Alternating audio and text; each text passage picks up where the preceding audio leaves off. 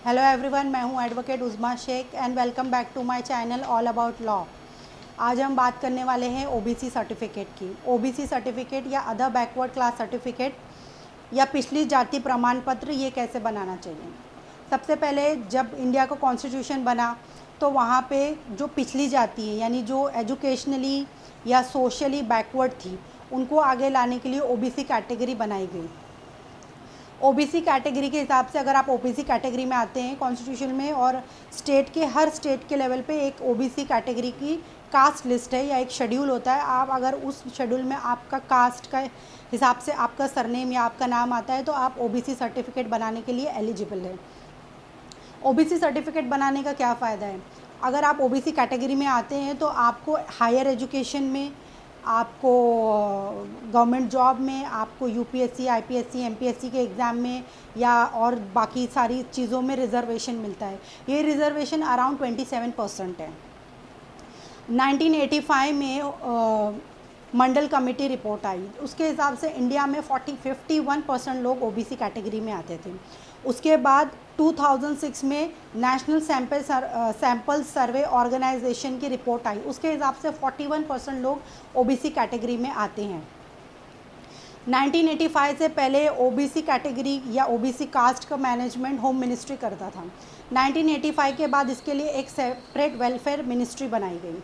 1998 में इस मिनिस्ट्री का नाम चेंज करके सोशल जस्टिस एंड इम्पॉर्टेंट रख दिया गया। अब हम बात करते हैं ओबीसी सर्टिफिकेट कैसे बनाना चाहिए। कि अगर आप महाराष्ट्र में रहते हैं तो आप ओबीसी सर्टिफिकेट ऑनलाइन बनवा सकते हैं। महाराष्ट्र में भी बहुत सारी ऐसे जो डिस्ट्रिक्ट है वहाँ पे ऑफलाइन है, ऑनलाइन पूरी तरीके से नहीं हुआ है, तो आप ऑफलाइन भी बनवा सकते हैं। दूसरे बहुत सारे स्टेट में भी आप ऑनलाइन या ऑफलाइन बनवा सकते हैं। ओबीसी सर्टिफिकेट बनाने के लिए आपको बहुत सारे डॉक्यूमेंट्स की ज़रूरत होगी। सबसे पहले आपको अपने खुद के डॉक्यूमेंट्स की ज़रूरत होगी।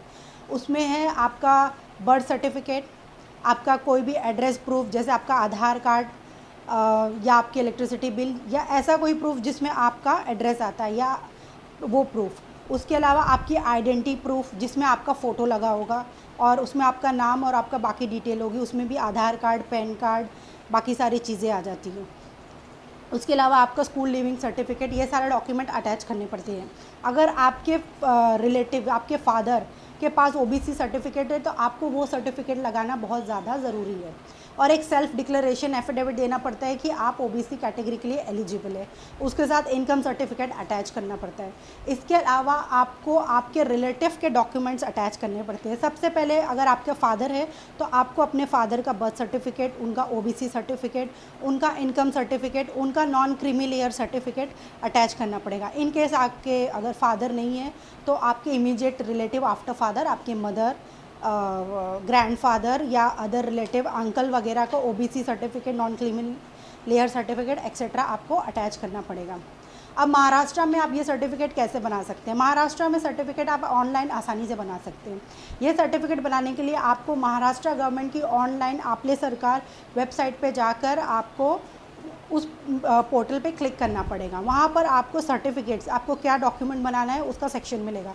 उसमें आपको ओबीसी सर्टिफिकेट बनाना है, उसके ऊपर क्लिक करना पड़ेगा। वहाँ पे जाने के बाद आपको इंस्ट्रक्शंस दिए जाएंगे कि आपको ये फॉर्म फिल करना है, आपको कौन कौन से डॉक्यूमेंट अटैच करना है। वो सारे इंस्ट्रक्शन फिल करने के बाद आपको पासवर्ड और एक आईडी दिया जाएगा कि आप अपना जो ओबीसी सर्टिफिकेट बन रहा है वो उसको ट्रैक कर सकते हैं।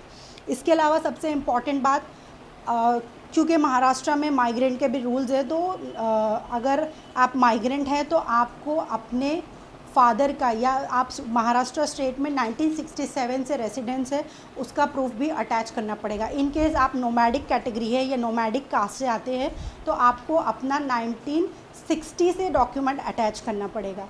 ये सारे डॉक्यूमेंट जो है वो आप अपने फादर, ग्रैंडफादर, ग्रेट ग्रैंडफादर या अर्लियर रिलेटिव जैसे फादर, अगर फादर नहीं है तो अंकल या और कज़िन, आंटी हैं, उनके वगैरह के डॉक्यूमेंट आप इजीली अटैच कर सकते हैं।